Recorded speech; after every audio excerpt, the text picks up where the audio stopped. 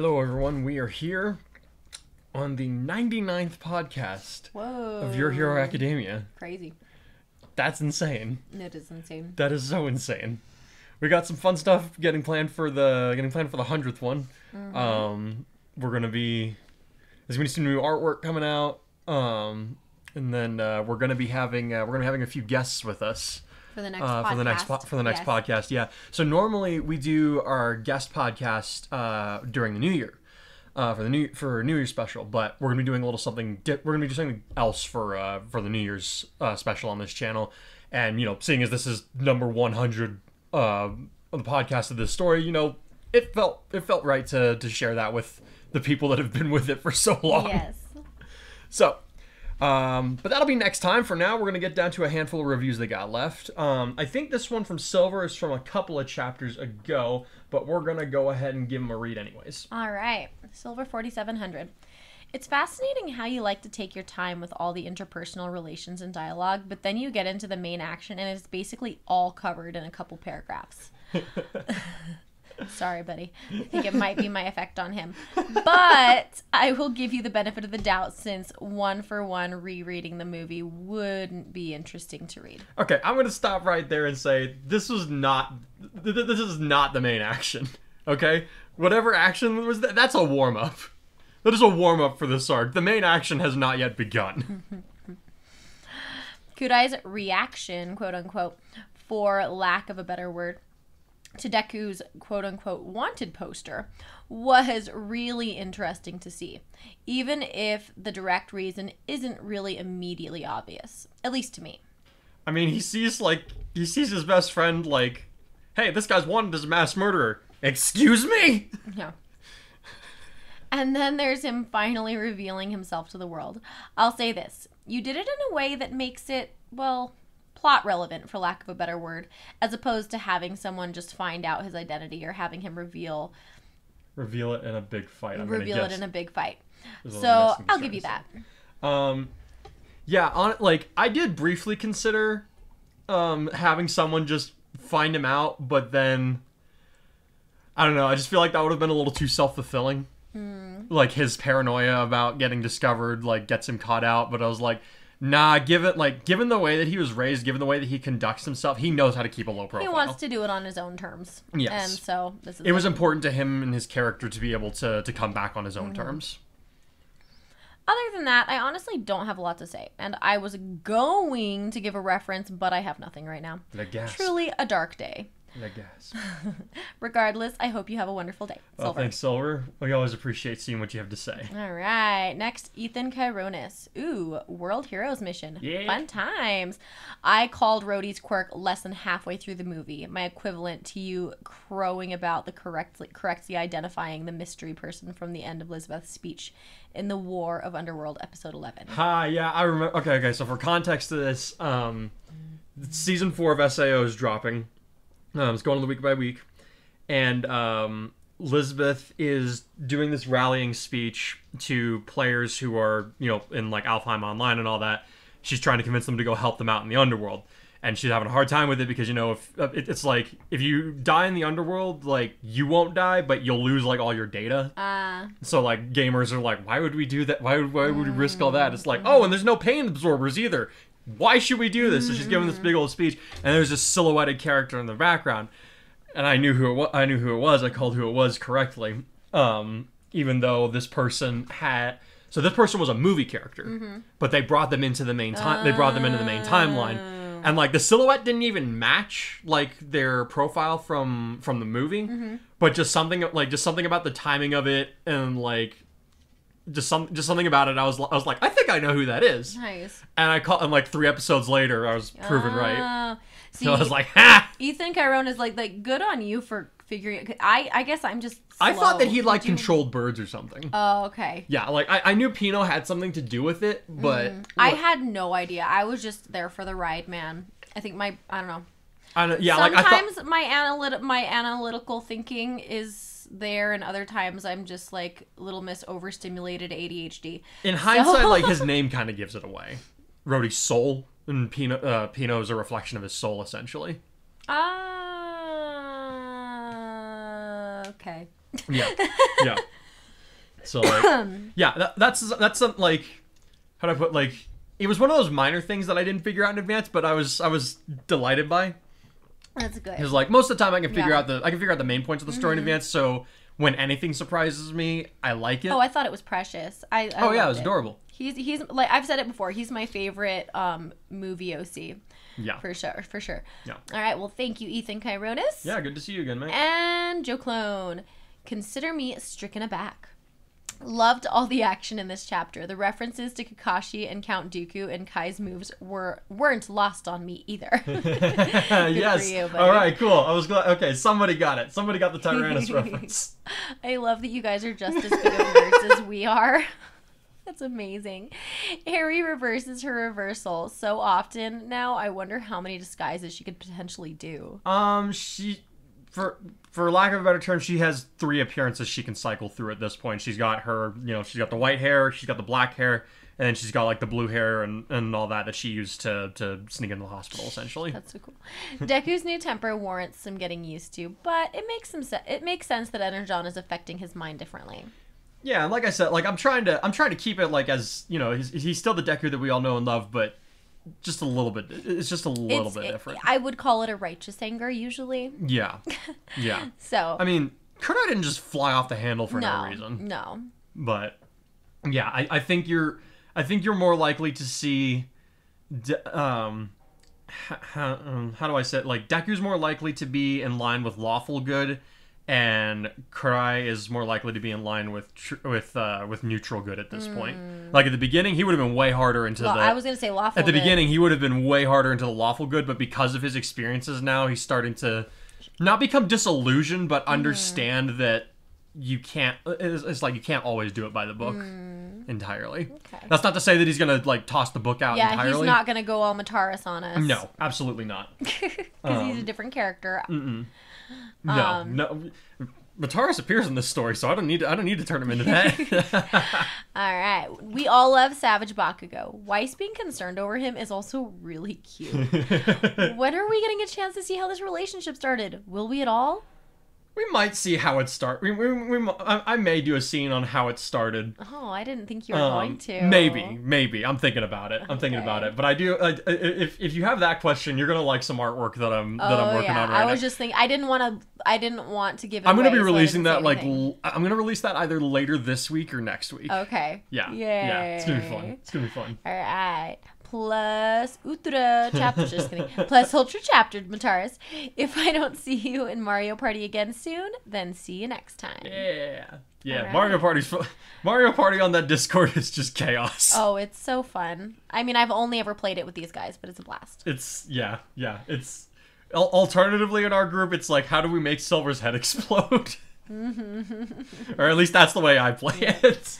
Alrighty, well, thank you guys. Thank you guys for your reviews. We will go ahead and let you enjoy the chapter. Be back in a little bit. I've been wandering in my mind lately. I've been looking for a place to rest my head, for the road that lies ahead. Always fighting for the ones beside me. You could try it, but her heart's so far from dead. You will believe it.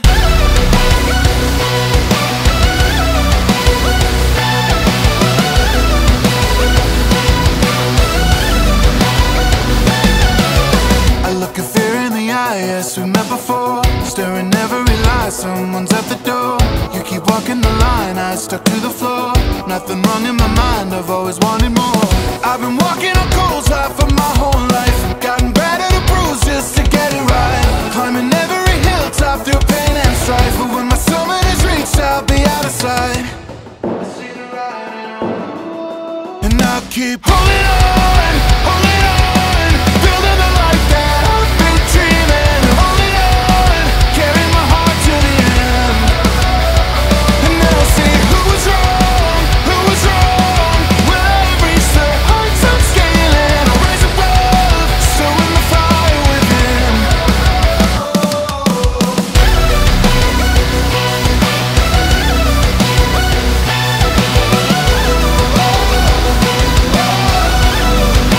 So in the fire within. Inheritors Rising.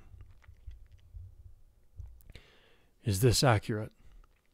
Two Humarise members dressed in the garb of the organization's leadership exchanged a pensive look before the one on Flect Turn's left deigned to answer. Yes, sir. The deserters' numbers continue to grow by the hour, including some who know of the locations of the bombs. When there was a stony silence from their leader, he swallowed past the dry lump in his throat before continuing on to say, We dispatched the silencers as quickly as we could, but there's simply too many surrendering to the heroes for us to be able to keep up with all of them, said the woman on Flect's right. We have ordered the faithful capable to focus on eliminating those with greater knowledge of the enemy of the plan. But even so, there are too many to silence before the heroes start interfering prematurely. Flect Turn said nothing in response for several moments, choosing instead to summon several holographic images, each one featuring a different moment over the past year, but all centering around one key figure. Said person was responsible for all of his careful scheming and painstaking groundwork coming apart at the seams, and unless something was done about him, the leader of Humarise knew the boy could become a catalyst for the failure of the world's baptism. After studying a clip of Kai receiving his first-place medal at the abominable UA Sports Festival, the blue man finally stirred and looked at his two operatives, causing them to stand fully at attention. How many of the faithful are left in Mustafa, Japan? He inquired, his expression giving no hint as to what he could possibly be feeling at that moment. Last count put us at 400-odd acolytes and apostles in that area. The man answered immediately. Even with the raid that we expected from the team led by Endeavor, most of the faithful were able to escape into hiding. They await your orders at this very moment. Fleck nodded once before saying, Order the escorts for the bombs to move as previously instructed. I want everyone else to assemble at UA High before the weapons are primed. Sir? The woman asked, both of them looking confused as he rose from his desk, a small scowl finally forming on his face.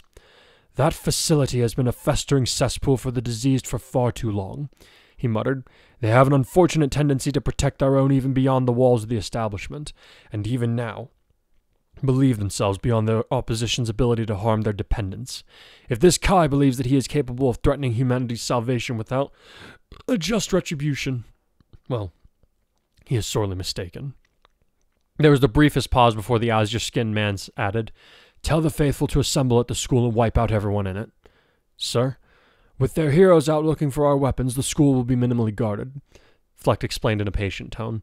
While I believe our plans for that country can still succeed, we must ensure that a message is still sent to the deceased in the event of a failure. Now, for humanity's salvation. For humanity's salvation. So, who wants to take a crack at it? Mina commented with a grimace as the group stared down at their captives, each of them with sullen expressions on their gagged faces. The heroes had bade a hasty retreat to Clade following their encounter with the police and assassins in Nothion, and while they were on their way, the archer had tried to commit suicide again by biting off her own tongue. This had been undone by Ares' power, but following the attempt, they made sure to keep the three prisoners tightly bound and gagged so they could hardly move, nor could they use their mouths. Now they were in an empty hangar at a small airport that Kurai had managed to find with his scouter, faced with the dilemma of how to get information out of their captives regarding Humarise and their plans, which they all knew was going to be anything but easy. After all, one of the operatives had killed their own teammate before he could betray them, and two of the three had tried to kill themselves in order to keep anything they knew about their cause a secret. None of them was going to talk easily, but the heroes had a job to do, albeit a very unpleasant one. Gran Torino and Rhodey were busy talking to the local authorities, and they weren't sure how long that was going to take, nor did they have any time to waste. All they knew was that Humarise was gearing up for their big attack, but not when it was supposed to be, nor what kind of defenses they could expect when they made their way to the hidden base in Othion. Seeing the distaste on Mina's face, Kurai put a hand on her shoulder and said, Leave them to Todoroki and me. You guys shouldn't have to watch this. This seemed to draw the attention of the captives, but none of them made a sound in protest. Nah, let me at him, Bakugo said with a dark smile as his hands sparked ominously. I'll get him to talk in 10 minutes. We're trying to get their silence broken, not their skulls.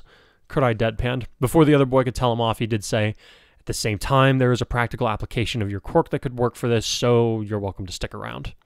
To the other students, Kurai's volunteering made sense. Out of any of them, he would best know how to conduct one of the unfortunate sides of heroism that was rarely ever made public, having been raised by a police officer and experiencing firsthand just how much pain the human mind can withstand before it starts to crack. That didn't make it any less unsettling for them to contemplate the fact that he had offered to torture 3 people without so much as batting an eye. The pit in Mina's stomach that had been forming ever since watching him battle the Humarise-influenced police officers at the border suddenly dropped even further, making her feel queasy enough that Ochako would have sympathized. She knew that what he was saying made a logical sense, but she worried for what this act could do to his recently restructured mind. Before she or any of the others could say anything, Eri gestured for them to follow her while saying, "Let's leave them to it. We'll only get in the way." Her pride had confused some of them, but Izuku and Mina remembered that even if she still retained most of her kindness and sweet-natured personality, the girl had been brought up in a harsh world. She was no stranger to this sort of thing herself, though it was clear she would not have the constitution to stomach doing it herself. As she led the others away, Kurai said over his shoulder, "Keep your phone on you. Depending on how this goes, we may need a do-over at some point." Eri shuddered as she remembered all the times that Chisaki had gone too far with his experiments and been forced to do a similar reset so that he did not lose the source of his ambitions. Even so, she nodded and replied, "I understand. Try to find out what's in the briefcase they want so much," Todoroki added as most of the others started to leave. "Will do." Mina nodded as she put an arm around Eri. "You two, be careful, okay?" Her eyes tried to search Kurai's, but he refused to spare any of them a glance. Whether or not this was because he didn't want to give her a chance to pull him away from what he deemed to be necessary, or because he couldn't afford to give himself an out, she resolved to find out later. "We will," Todoroki promised them, while Kurai merely nodded in silence, his eyes never leaving the three prisoners.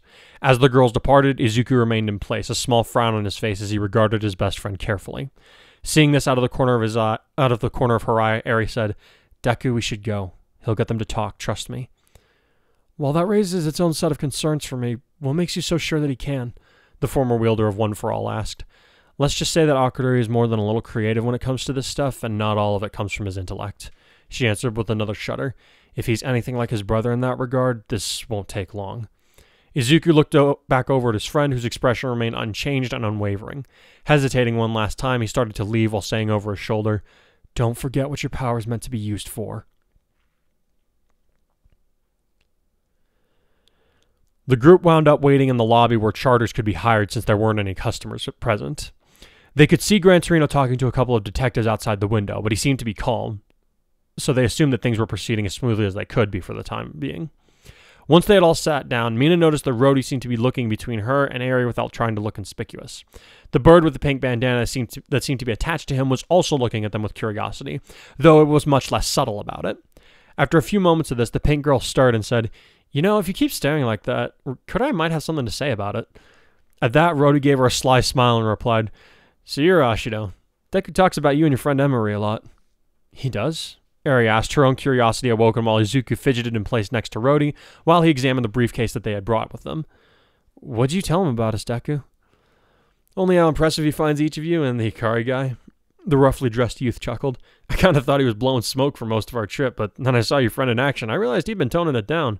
Hikari's as impressive as hell. You girls are pretty good yourselves." "While everything you just said is true, Emery's the one to keep an eye on." Mina grinned easily in response. "She's even more powerful than Kurai." Her outward demeanor was a mask, of course. Her stomach was twisting itself in knots as she tried not to wonder about what her Kurai was doing to the prisoners right then, nor did she really want to consider the fact that he had more than likely been capable of such a thing before he even got started at UA. She kept telling herself that it was necessary, but it was still an unbelievably jarring thing to know the boy who had given her peace on many tortured nights and even more reasons to smile during the day was the one who was now leading an interrogation that looked to become very messy. So, to distract herself from all of that, she put on the same smile that she gave to everyone when she met them for the first time. It was a smile that had made people feel happy without really knowing why, and the boundless energy that accompanied it served to help those same people perk up even at the end of a truly rotten day. In the past, that smile had always been genuine, but now she felt that she might understand why All Might smiled as he did throughout the years. "What?" Now Rhodey looked surprised, and the bird on his head let out a small squawk of alarm. "Seriously? But he took out a helicopter with one move." "That was barely a super move for someone like him," Izuku told his friend. "Did you see the news about Humarise's attack on Japan a few days ago?" I don't have a lot of time for TV," Rhodey shrugged. "I think I heard something about it from the grapevine, though. What's that got to do with Hikari?" "He's the one who stopped the attack from spreading any further than it did," Mina said as she pulled out her phone and selected a pre-saved video. "Check it." She watched with a smug expression as the boy and his bird watched the video of Kai saving Kanto, their eyes growing wider by the second until she became concerned that they might pop out of his head. "He could seriously do all that on his own?" The boy finally sputtered as he looked over at Eri. "And you're stronger than him?" At least his surprised reaction was enough to draw a somewhat more genuine smile out of the pink girl as she watched him try to suppress his expression of disbelief. It didn't help to settle her stomach, but she'd take some relief over nothing at all. Yes, but I have trouble controlling my power to that degree, Eri now admitted. He's had a knack for combat as long as we've known him, and while I'm having to learn it step by step, he's been kind enough to give me some pointers ever since we started school together. While that wasn't technically true, given that it was the Vestiges who had tutored her, Kurai's ghost was among that number, so it wasn't a total lie. Wait, so you two aren't related? Rhodey asked, which prompted looks of confusion from the girls and Izuku. Seriously? What made you think that? Mina asked him with a raised eyebrow. They don't look anything alike. No, but I've seen all kinds of siblings that look about as different than me as Ice Queen over here, and they're fully related. Rhodey replied as he handed the phone back. Ice Queen! Midoriya, why did you tell him about that? Weiss demanded, causing Izuku to hold up his hands in a defensive posture. I swear, I never told him about that, honest! He protested. Wait, is that some kind of running gag for you guys? Rhodey inquired as he looked around to see Eri and Mina giggling to themselves, in spite of everything going on. Do I really come across that way to everyone? Weiss demanded, looking mortified. No, Izuku answered, not sounding convincing in the slightest. But seriously, though, Rhodey said as he turned back to Eri, Hikari isn't your half-brother or something? Thought you had a yin-yang thing going on with your powers. You know, his hair's white, he's got black lightning, your hair's black, the lightning is white. Your powers are super similar, right? Eri and Mina looked at each other before the time traveler shrugged and said, I mean, I kind of look up to him like an older brother, but no, we're not related. I guess I can see how you would think that, though. Does that mean I get to be your big sis? Mina grinned as she seized the other girl up in a hug. I don't have to be the youngest child anymore. Secretly, she did this because, being the affectionate person that she was, the pink girl had a tendency to latch on to other people whenever she was feeling stressed. Eri had come to learn this, and having a pretty good idea what was troubling her friend, did not fight the death-like grip. What's she talking about? Rhodey asked Izuku, even as Eri did her best to breathe properly without dislodging Mina. That's kind of an inside joke, the other boy answered distractedly, deciding that it would be easier if he avoided trying to explain the full nature of Kurai and Mina's relationship. Before Rhodey could press the matter, Izuku's finger caught on one of the studs lining the metal case, and something inside of it clicked. Following that, a small panel slid back and ejected some kind of handheld ornament into his lap.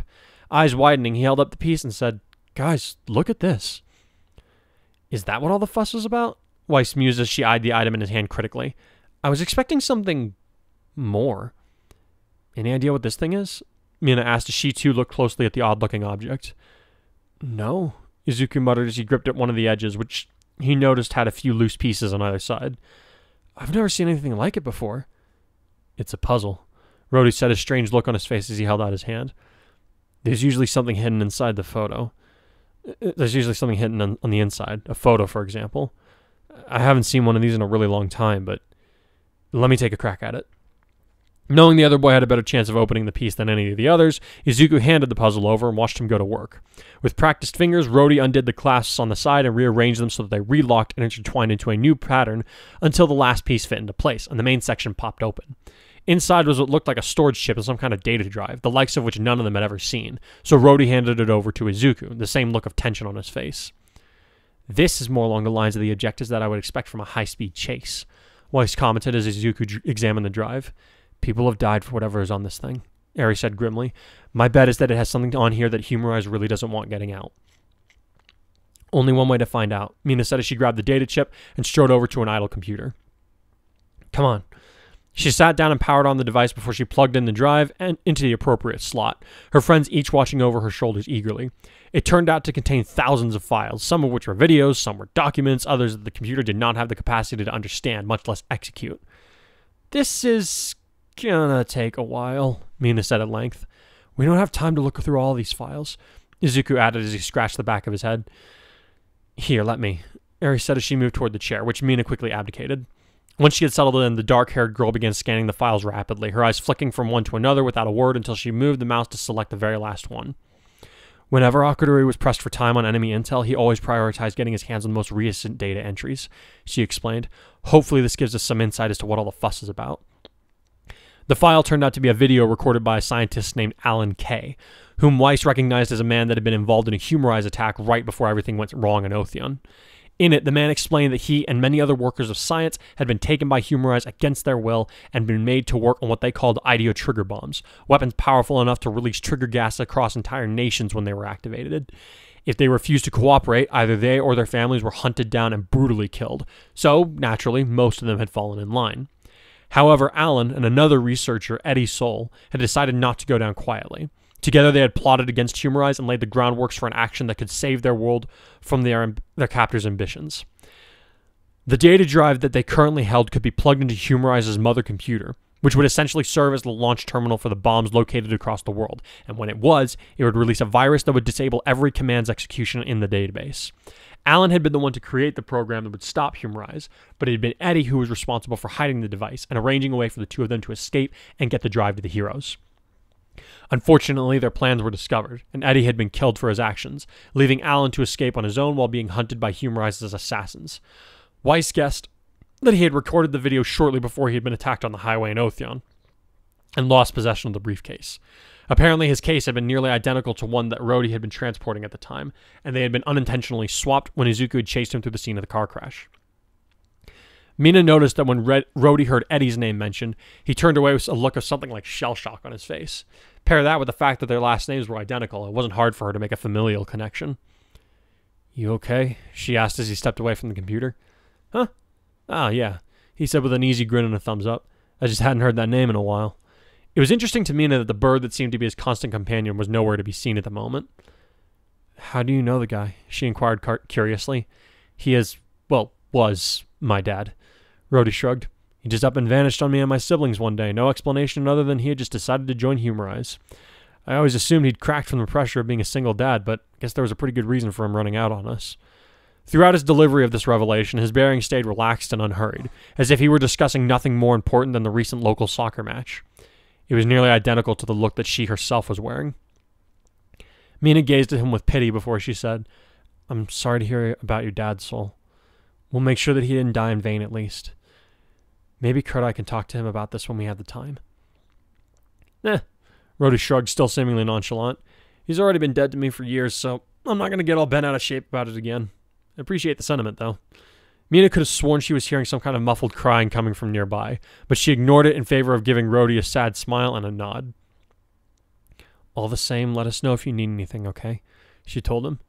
"Keep that in mind." The boy grinned easily before he pointed past her to the computer. "I think your friends have found something." "This confirms what you've been saying," Izuku said as he put a hand on Aerith's shoulder in an approving manner. "They do have a hidden base in Otheon, and it looks like Flect Turn will be there with his best operatives." "Along with an army of cat and fodder goons," said a familiar voice that got the other heroes and Rhodey to look over and see the other boys approaching, Bakugo wearing a confident grin while his companions looked even grimmer than before. "Those guys cracked so fast it wasn't even fun." "You need help."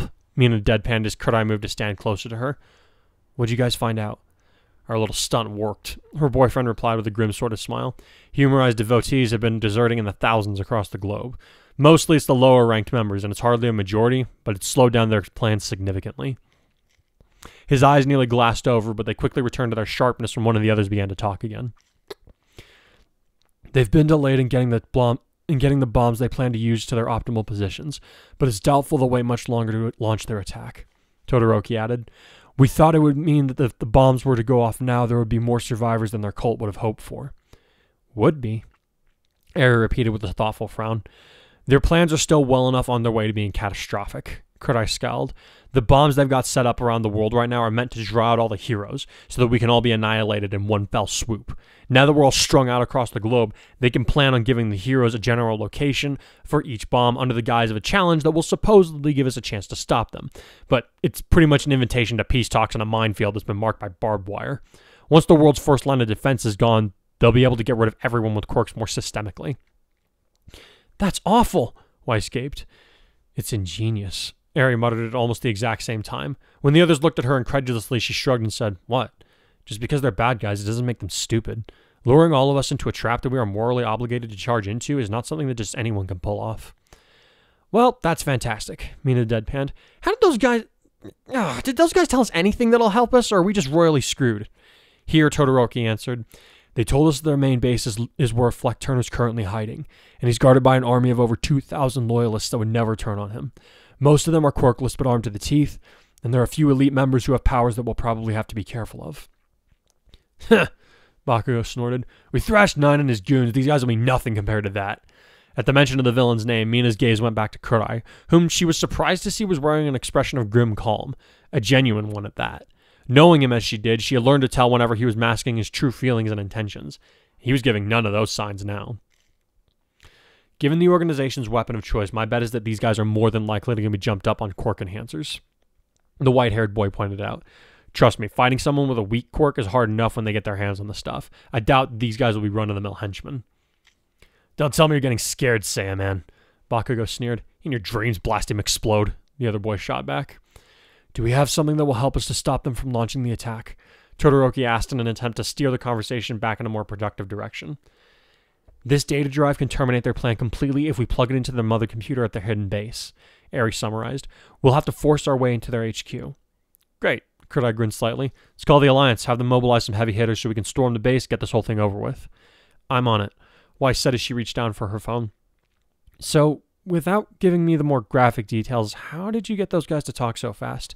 Mina asked her boyfriend with a slight frown. She noticed a distinct lack of blood on him and the others, which had piqued a sense of morbid curiosity. That, and she wanted to see if the ordeal had undone any of the progress that he managed to make in the last month.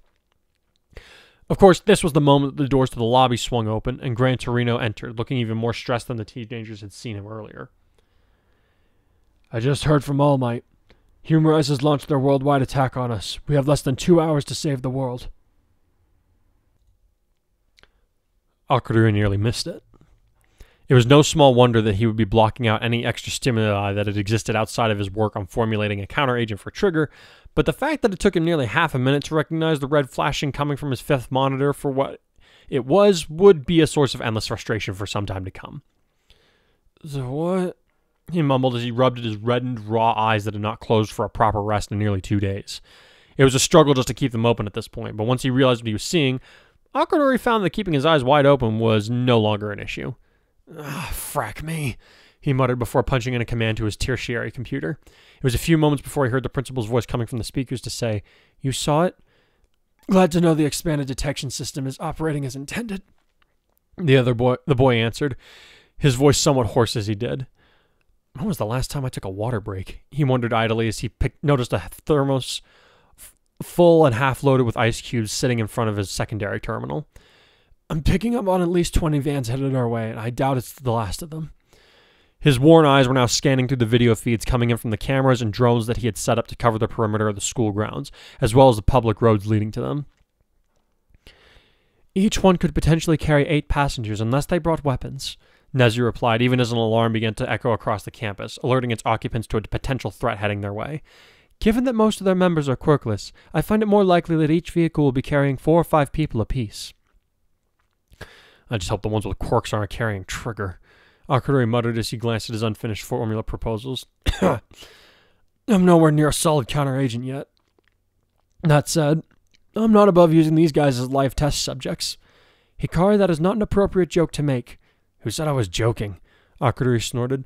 These people are trying to kill us all just for being born a certain way. Do they really expect us not to take it personally? You will refrain from human experimentation while in my employ, Hikari, Nezu informed the boy in a tone that brooked no further arguments. I expect you to engage in the established defenses as needed, and nothing more than that. The heroes who have remained on campus for such an eventuality as this will handle those who manage to evade your traps and countermeasures. Is that understood? Yes, sir, Akudori grumbled. Grabbing the water bottle, he uncorked it and then proceeded to empty half of it onto his face, the cold shock proving effective at stimulating his adrenal glands for the moment. Okay! He gasped as he wiped at his eyes, shivering at the touch of the ice cubes on his lap, but making no effort to remove them. The more uncomfortable he was, he knew the easier it would be to remain awake and at least somewhat alert. Let's get this party started, shall we? This is Kai's fault, growled the representative from Ukraine. If he had not provoked them, we would have had more time to find their bombs. They would have had more time to put those abhorrent devices in the optimal positions for worldwide devastation, Goodwitch snapped in reply.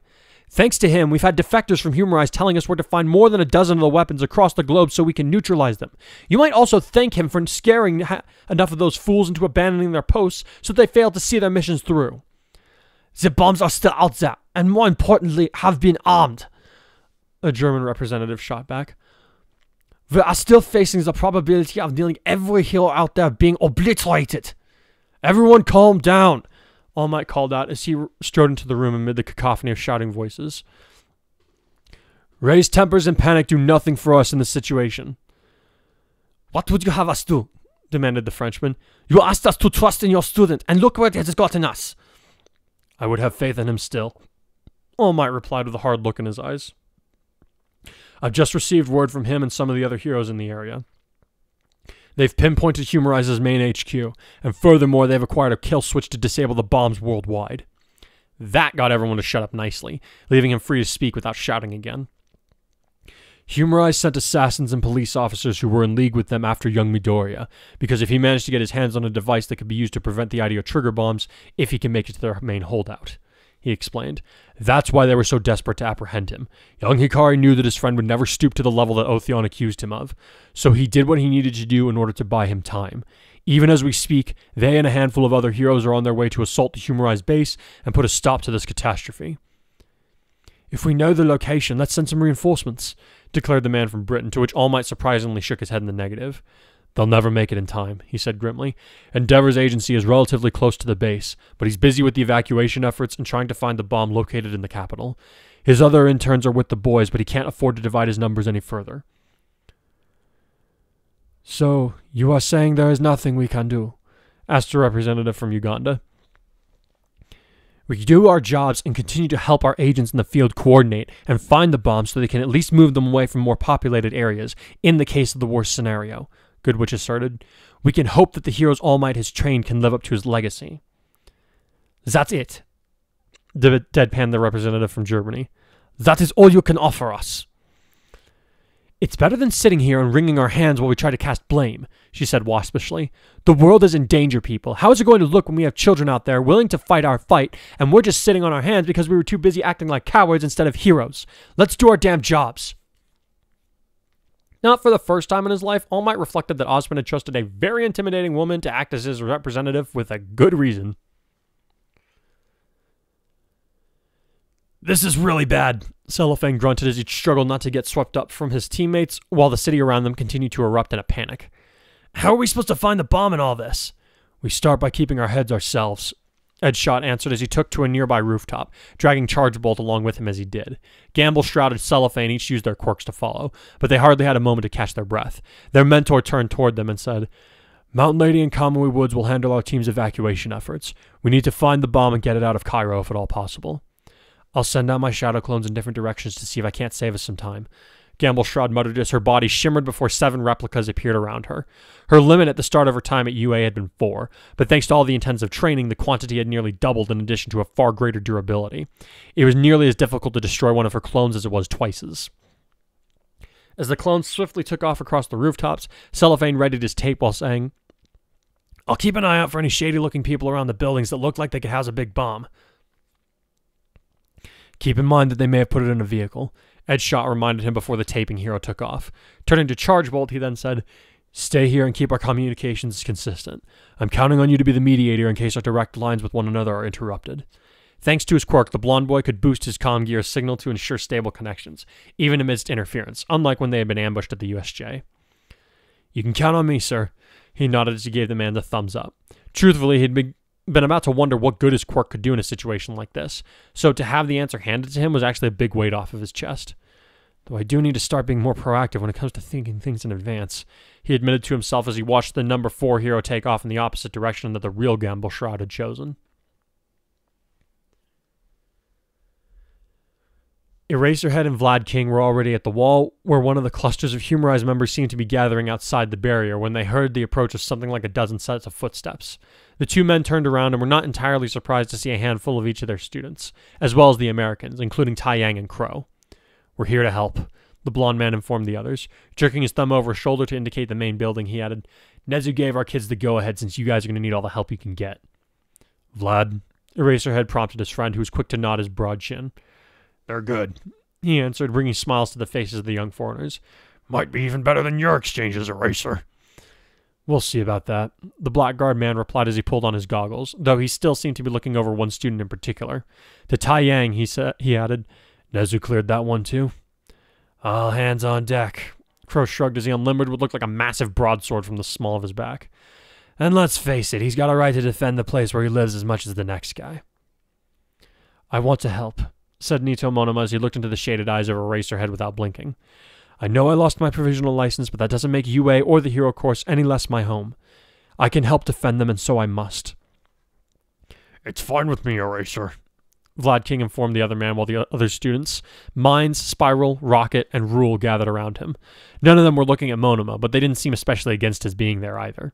Tapping an earpiece on the left side of his head, the Class B instructor then added, They're just about in range of the defenses. Snipe, Midnight, and Power Loader at the station in position at the other gates with the second and third years. If we're going to catch them by surprise, we'd better do it now. Eraserhead nodded before turning to his own students, Can't Stop Twinkling, Invisible Girl, and Anima, and saying, You three stick close to me. I don't need any more problem children, understand? Yes, sir, they answered in unison. The gate in front of them swung open, allowing them to see a small fleet of vans headed up the road toward them just in time to see sonic concussions ripple through the air between them and slamming the lead cars backwards so that they crashed into their followers. Let's go, Eraserhead ordered, the pros having already sprung into action.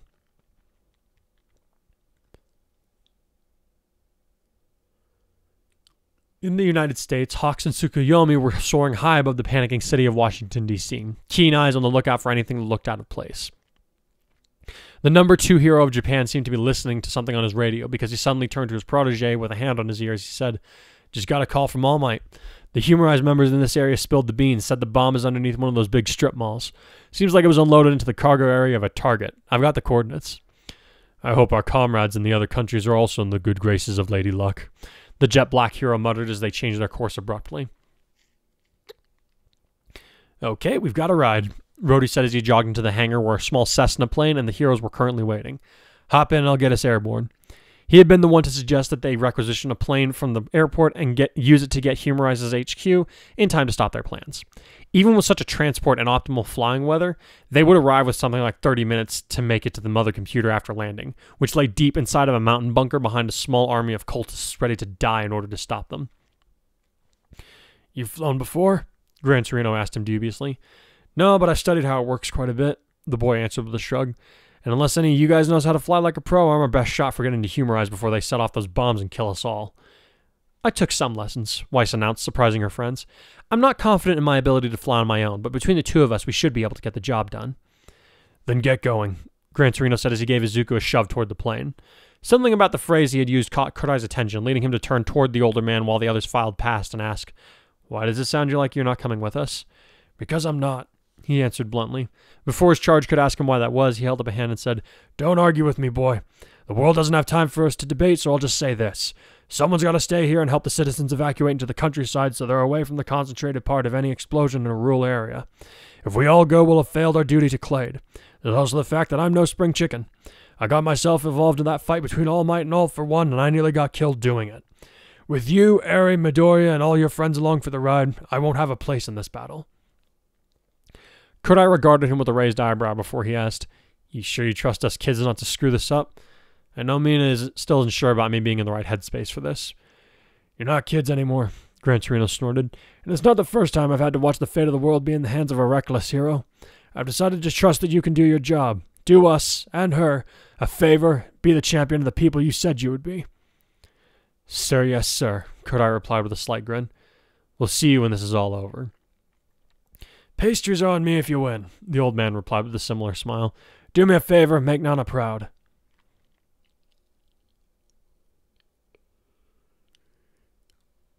Gotta find it.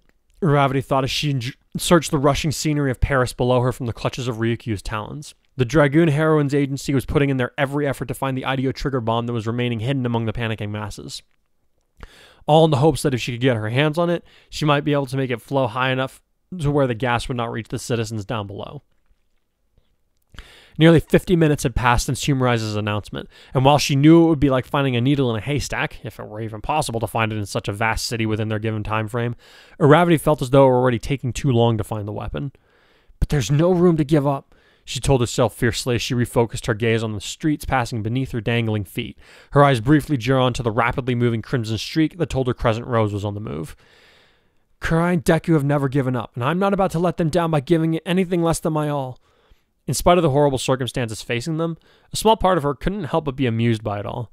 The first time Deku and I got to team up, we were looking for a bomb in class, she remembered. Even if we're a world apart, I know we can still accomplish our mission together.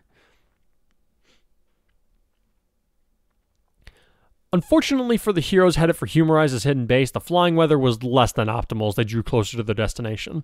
A sudden rainstorm had rolled in, turning their already bumpy ride into something resembling a loosely fastened roller coaster, and slowing their progress enough to make them all sweat. "Gonna be cutting it close!" Mina shouted to be heard above the propeller and the howling storm. Their goal had finally come within sight, but as far as she could tell, there wasn't a landing zone. I hope Schnee and Rhodey know what they're doing, she thought as her stomach continued to clench into a painful knot. "How long do we have?" Eri asked in a similar fashion. "Less than 30 minutes, Rhodey shouted over her shoulder. "And I got more bad news." "What, we're out of gas?" Kodai replied. When the boy said nothing and Weiss simply looked back at him with a bland expression, he let out a groan and said, "Because of course we're out of gas." "We need to get Rhodey out of here after we make our landing," Todoroki said as they felt the plane begin to descend. "Don't worry about me," the boy told him with a shake of his head. "Just get yourselves landed safely. I'll make sure to keep my head down once this thing is finished wrecking." "Not a chance," Eri said as Bakugo moved to open the door. To Kodai she added, "I'll get him down on the ground and then join you." "You sure?" he shouted as their explosive teammate heaved and the cabin was depressurized, allowing the stormy air to swirl about the inside of the plane and make the flight even more unstable than before.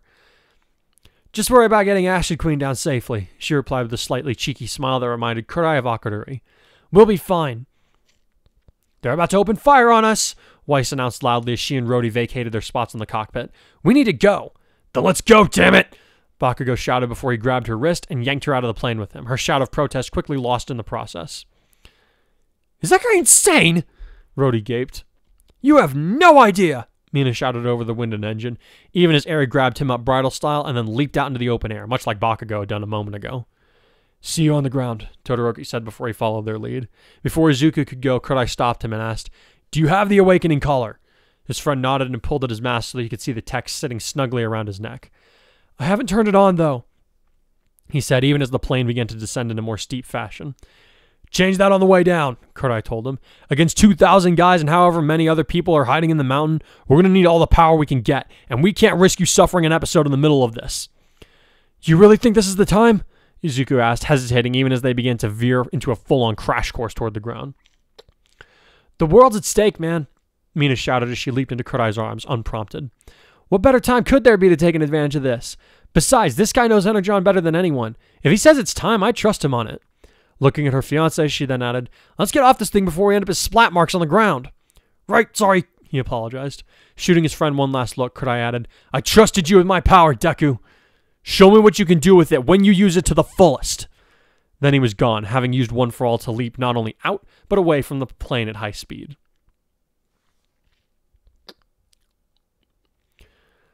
"What the hell are these guys attacking UA?"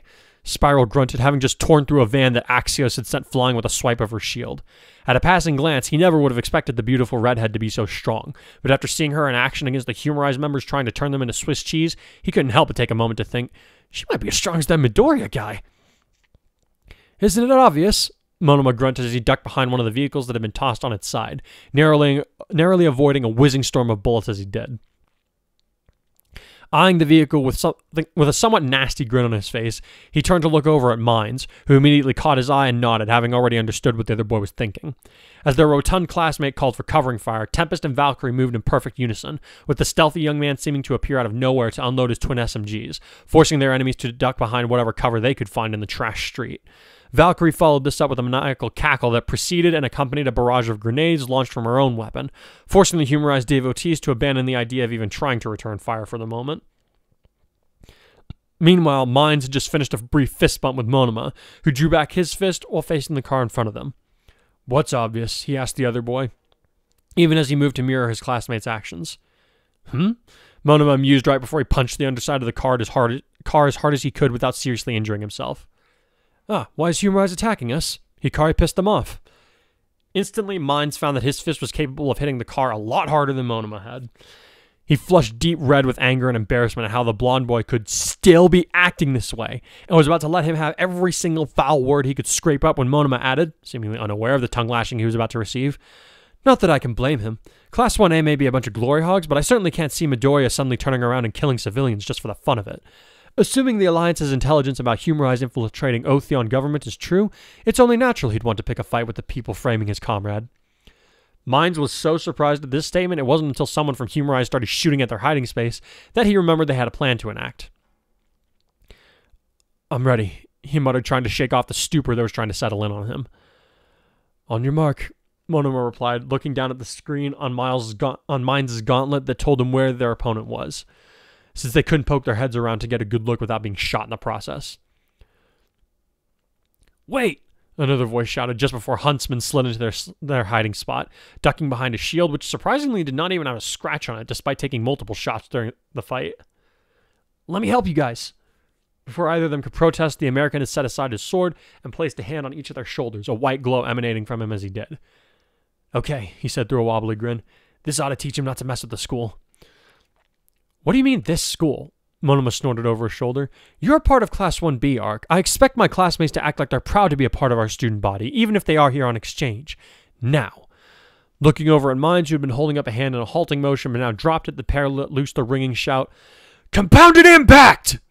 The van behind which they had been hiding rocketed away from them, slamming into a cluster of villains and their chosen shelter.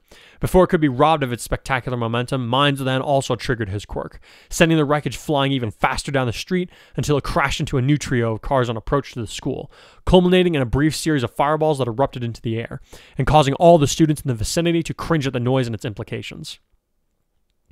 Of course, there was no time to really consider such things, as a group that had managed to slip past Eraserhead's team were now coming in to flank them.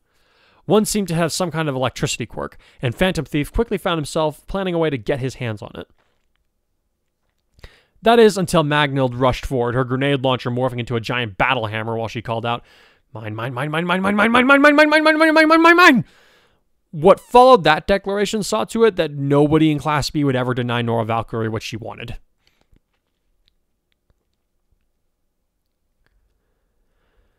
As they fell through the wind and rain, Kurai looked to Mina in the eyes and said, This is where you have to decide, love. Can you trust me to be the guardian hero again? As the wind lashed at their bodies and the ground rushed up to meet them, Mina took only a half second to realize that she already had her answer. They were plummeting out of a doomed plane, headed straight for a fight where they could all end up in body bags, and yet she felt no dread being in his arms. She knew that Kurai would do everything in his power to protect not only her, but the entire world that was counting on them. He wasn't about to let his previous failings get in the way of that. She saw not the hollowed-out boy that had first emerged from her beloved's coffin, nor the youth who shook at the terrifying memory of his own demise. She saw Kai, ready to do his duty, but for her withheld word. Seeing him truly return in that moment, there was only one thing she could say. Let's kick some villain ass, sweetie. He grinned, his onyx eyes bright. Music to my ears. Izuku had watched for a second to make sure that he was clear before taking a deep breath and reaching behind his mask to push the little power button that Akari had told him to use when the moment came. Time to go beyond again, he thought as he willed his power to fill his body, feeling a new tingling sensation run down his spine and up into his head. It wasn't an unpleasant sensation, merely a new one, and a feeling he knew he would only ever experience once.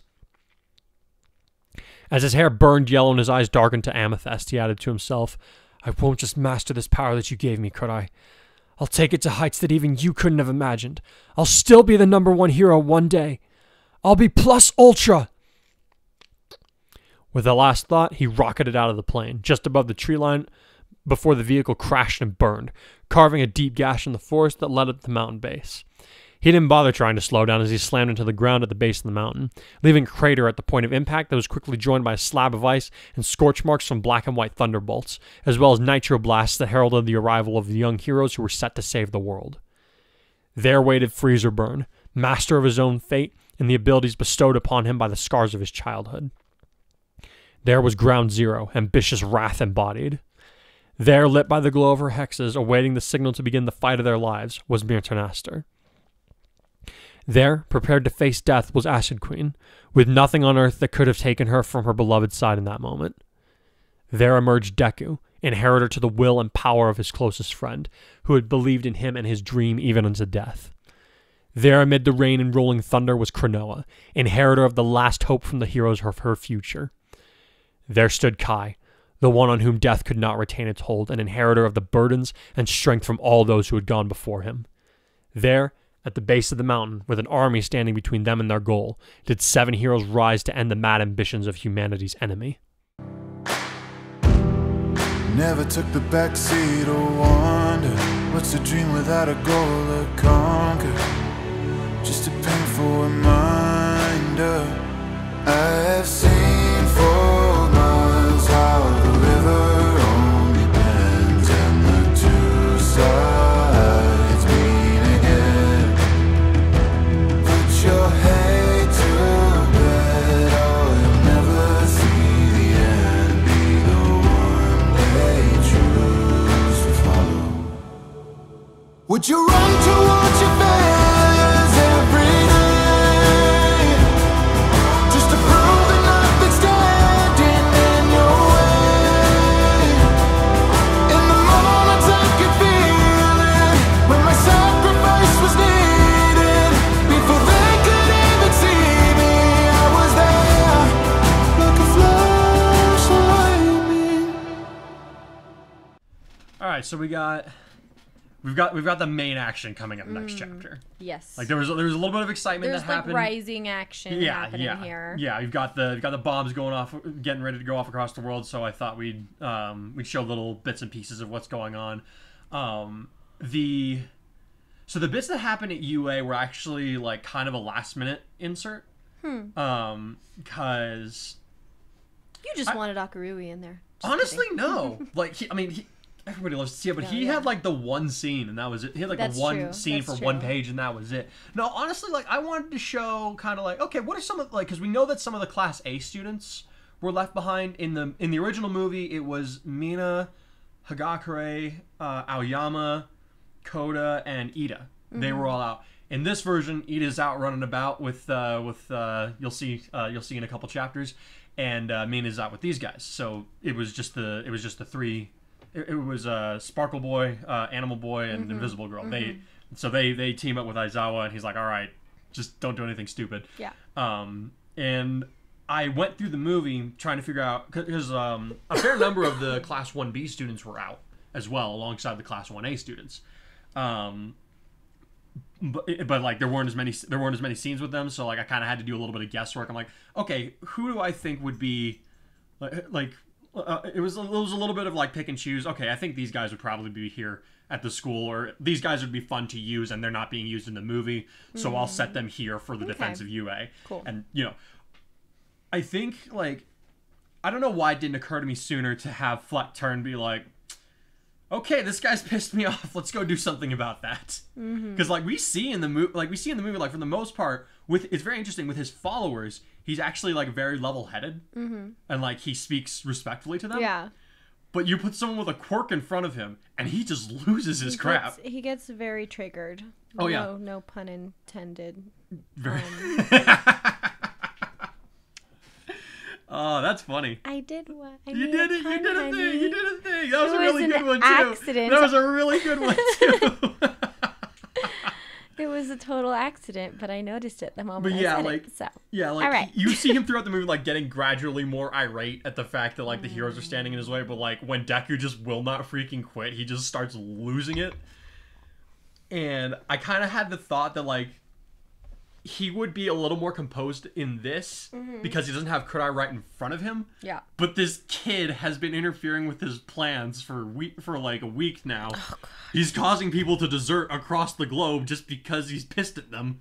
So he's getting He's pretty worked like, up. all right. He's like, I can't let this stand. So I don't know. Does that make sense? Like, No, does yeah, line that of makes reasoning sense. make sense? That makes sense. All right, cool. Yeah. I was so yeah, I had fun with that. I was like, all right, we're gonna have him attack UA. Crap, which defenders do they have right now? Because like some of the UA faculty are also out. Like we know that Cementos and Present Mike were out and about. I couldn't find any of the other teachers, but I'm just gonna assume for the sake of the plot narrative that a number of the other pro heroes would have been out. And thankfully, the already amazing security system that Nezu's been beefing up is also beefed up by Akarui. Akarui is So we should be in good hands. yeah. I kind of wanted to give Akarui like a little bit of an unhinged moment because he's just so sleep deprived. He's like, well, I haven't tested my anti-trigger stuff yet. Oh, look, live human experiments. I think they'll work. And Nezu's just like, no, you can't do that. which is doubly funny because Nezu especially hates villains because he was experimented on when he because he's an animal that developed a quirk. There's another trigger right there. Yeah, exactly. So I wanted to imbue a bit of a sense of like double irony. Because it's meant to be funny because it's Nezu of all people saying, no, you cannot do human experimentation here. And Akaru's just like, why not? They're trying to kill all of us. I love it. But yeah, so I don't mention it in the I decided for the sake of like readability that I wouldn't go into exactly how Kurai and the others tortured. But it was interesting. But I'll just go ahead and say what happened here because, like, I think I came up with something that was pretty interesting because there's a reason he tells Bakugo to stay behind. Like Todoroki, there's a reason he has Todoroki and Bakugo stay with him.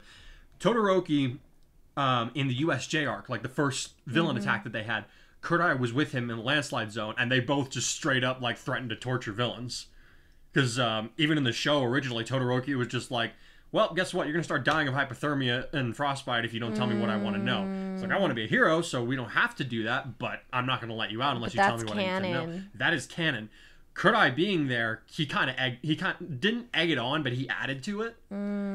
Like, so neither of them, like, I've shown from very early on, neither of them have any compunctions about this. They have no problem. And we all know Bakugo's a little, a sociopath. Yeah, a little bit. So, but there's a specific reason that I had him stay was that. So basically, the way that he tortured him was, I've experienced being electrocuted.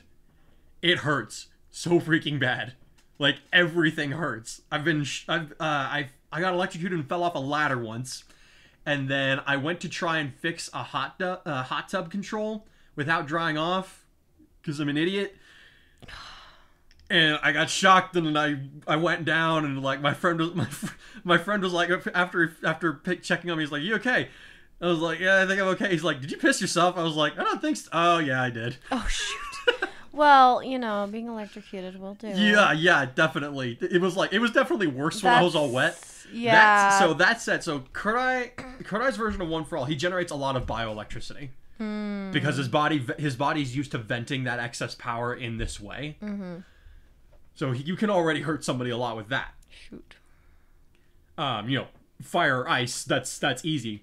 But what he had Bakugo do was he got the nitroglycerin off his palms and he just put it on these guys. And then he zapped them or had Todoroki light them on fire. The heck? And he would usually zap them because... Why are you so morbid? He would zap them because that would like engage all of their pain sensors like throughout their entire body, no matter where the explosion happened, essentially. Why are you this way? So it hurt like 1,000 times worse than it normally would. It's concerning that you can laugh through this. Yeah. Bakugo was probably laughing, and apparently I'm Bakugo. Apparently. This is the father of my children. Okay. Yeah. Moving on. So yeah, that's how they got him to talk so fast. Okay. I felt like somebody was gonna ask. It's like, okay, what? It's like, why? Well, yeah, somebody obviously. Somebody's gonna ask. Yeah, but I was like, it didn't make to me like I could have put it in the narrative, but it seemed a little too dark for a rated T story, and it just I couldn't really find a way to fit it in that like it wove into the narrative naturally. So I was just like, you know what? I'm gonna leave it as an implied thing for anybody who just reads it. That. If they want to know, they can come and listen to this. Yeah. I don't want to know how Smeagol was tortured. It's okay. I understand that he was. So cool.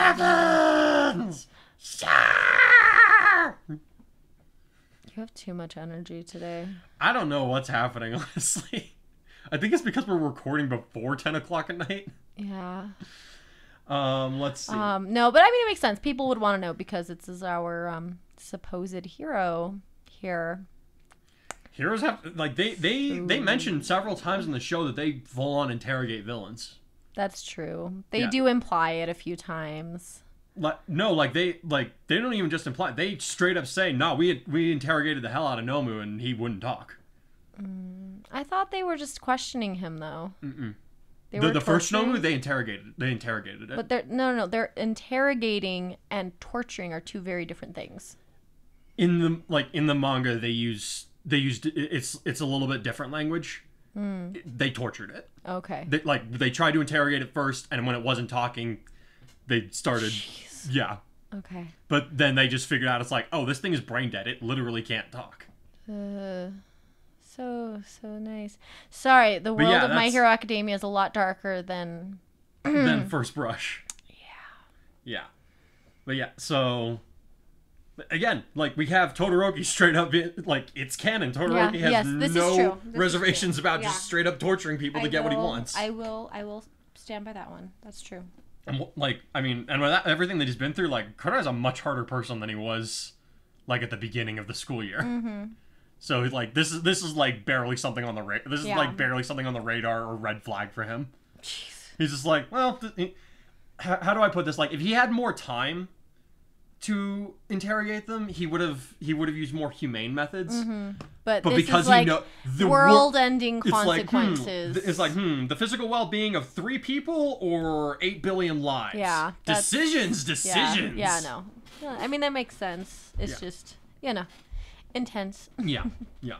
I grew up as part of a military family, so I'm well aware of the fact that it's you have to make these calls. Yeah, there are very difficult calls that have to be made. They can often end up being very unpleasant, but they need to be done. So, yeah.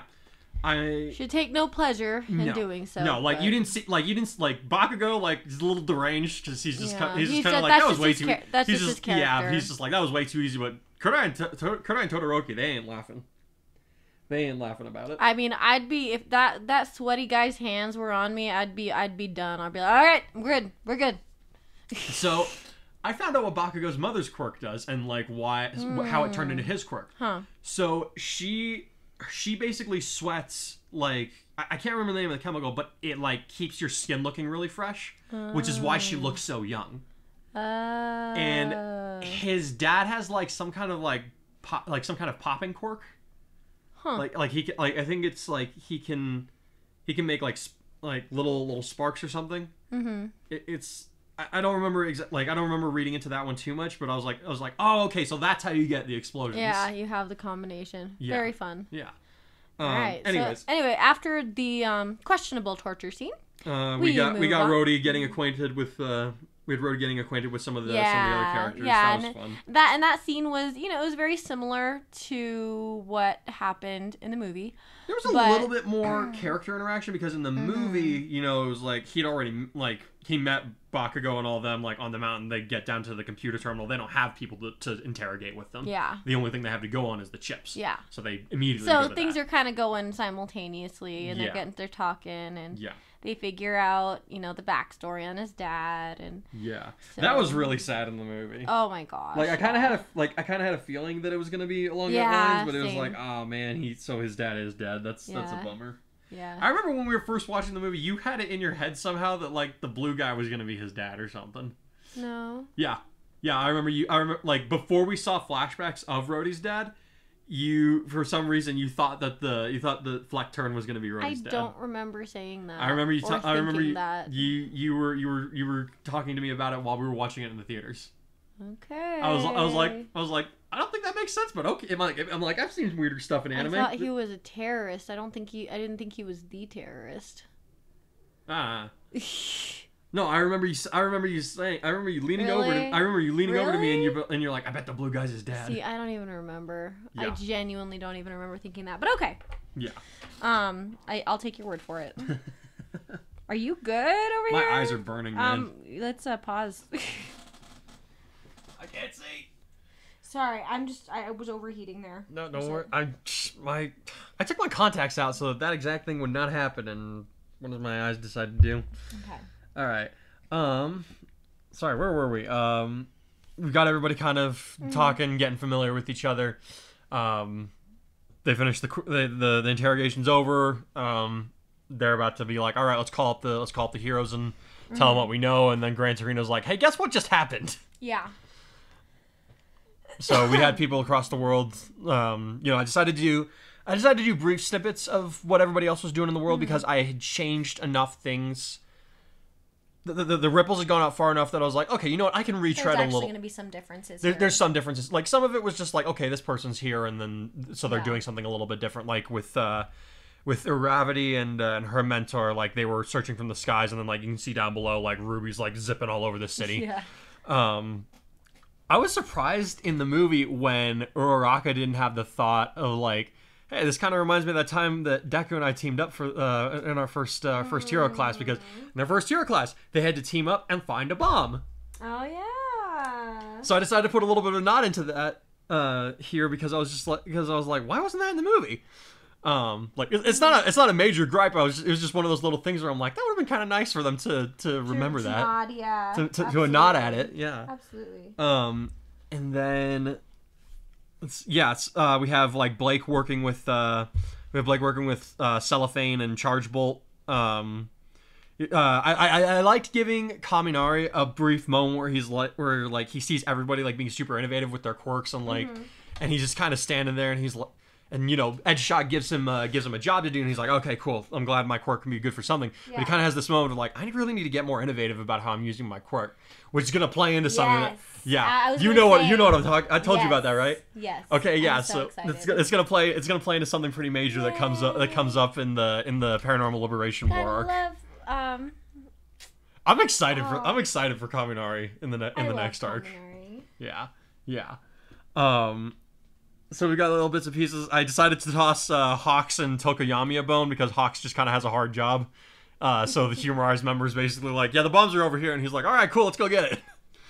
Yeah. And then we got everybody rolling up to attack UA. I had a hard time deciding whether or not I was going to let Monoma participate because, they took away his provisional license. Yeah. But we've seen in the show and the manga is like if a teacher decides... or a pro hero decides, yes, the student can act under my direct supervision, then it's fine. Provisional licenses allow them to react with more autonomy. Yeah. Even though they don't have their own agency. But yeah, we just had this moment where he's like, this is my home. Yeah. He's like, I know I'm behind everybody else at this point, but this is still my home, and I want to defend it. We've also seen some growth with him, as small. A little bit. Well, like, yeah, I don't know if you remember or not, but like, he's been kind of quiet. Ever since Kurdai died and came back, like the rest of his classmates and like some of the Class A members are like, why hasn't he gone off and been like I knew it wasn't back. He's just like going even crazier now that Kurdai's back. He's been quiet. Yeah. And then we also we even get a moment where we're just like, they're like, why are they attacking our school? And he's like, Kurdai pissed them off. And everybody's like, are you serious right now? And he's like. But like nobody actually before anybody actually says anything, he just has this moment. He's like, "No, I understand why I understand why he did what he did. They threatened his friend." Yeah. So yeah, I decided it was Monoma hasn't made a full turnaround. I'm gonna say, but it was time for his character to do something different. Yeah. No, that was good. You can only push someone in a certain direction so far before it becomes obtuse. It kind of reminded me. I know he's not Draco, but it kind of reminded me of kind of a Draco Malfoy moment where it's like, all of a sudden he's not all caught up in the childish taunts and stuff because he's so wrapped up in his job. So do you know who Horikoshi based Monoma on? Was Harry Osborn from Andrew Garfield's Spider-Man movies. Interesting. Huh. Like in terms of looks and the way they conducts himself. That's so funny. From the Amazing Spider-Man 2, it was but it's so blind. Andrew Garfield. That one I haven't. Yeah, seen no, we're not talking James. We're not talking James Franco's. We're not talking James Franco's. Sorry, you say Harry Osborn. I think James Franco. No, it was the Harry Osborn that appeared in the second Spider. I genuinely have no idea what that guy looks like. It's been I think I saw one of those movies once, like years ago. Monoma looks like him, but anime. Okay. Like the hair's a little bit more blonde, but that's it. Okay. All right. Cool. Yeah, that's like physically and somewhat in terms of personality, that's who he based him on. Interesting. Yeah. So I just thought that it was interesting that you brought that up. Yeah. What was I gonna say? So little bits and pieces of character development going here and there. Actually, not even little bits and pieces, because at the end there, we had a pretty big moment where Kurai and Mina are free falling out of the. Actually, before that, Kurai tells Deku, "Use your full power here." Mm-hmm. And Deku's like, "Are we sure we want to do?" He's like, "Are we sure we want to do this now?" And he's like, "Well, we're literally trying to save the planet." Mm-hmm. And there's just kind of moment of Mina being like, "Dude, he knows Energon better than anybody. You should probably listen to him." But I wanted to make it a little bit of a like, obviously, like the official passing of the torch was when Kurai gave him the quirk. But I kind of wanted to make it like a little more official. Yeah. This time around, because like this time, like Kurai's like he's able to express his thoughts, because last time he passed the quirk on while Deku was unconscious and he was dying. Now he's like telling Deku, he's like, "I gave you this power. You need to use it to its fullest. He's like, show me what you can do with it." None of that. We finally have a passing of the torch where we're not literally dying at this very moment. Yeah. So. Yeah. It was a little bit, but like I wanted to add some gravitas to it a little bit. Yeah. And then we have the bit where Mina and Kurai are free falling out of the ship, and he takes that moment to be like, "Hey, are you gonna let me do?" He's like, "Are you gonna let me do my job?" He's just, "Do you trust?" He's like, "Do you trust me enough?" He's like, "Do you trust me to be Kai?" Mm-hmm. And she kind of has to think about it, but then she realized, like, I really liked writing that scene where she like just comes to the realization that they're about to face a small army. They're free falling through the sky out of a doomed plane, and she's chill. She's okay. She knows that things are going to be okay because she's with him, and she knows that he's ready to do what he needs to do. So she's like, "Let's do it. Let's go. Let's be heroes." Mood. I love it. Yeah. It was like it was very My Hero. It was, and it was like. I've been trying to make moments between them a lot more wholesome recently, because they had the previous arc up to this has been pretty dark. Mm-hmm. But like, sorry, it's okay. Like, I wanted to give them a new, a wholesome moment with a slightly different tonality. Yeah. If that makes sense. No, that makes sense. Because it's like this is her being okay with him becoming Kai again. Mm-hmm. Like, she's just been over the moon to have Kurai back, but she's been like having these mixed feelings about Kai returning. Yeah. But she knows that he's gonna be okay, and he's gonna do what he needs to do, so she's okay. And we closed out with the 7 heroes getting ready to square off. Mm-hmm. Next chapter is gonna be like pretty much all action, I think. Yeah, so I'm like, I glazed out during this one. I'm going to really, hopefully, no, you know what?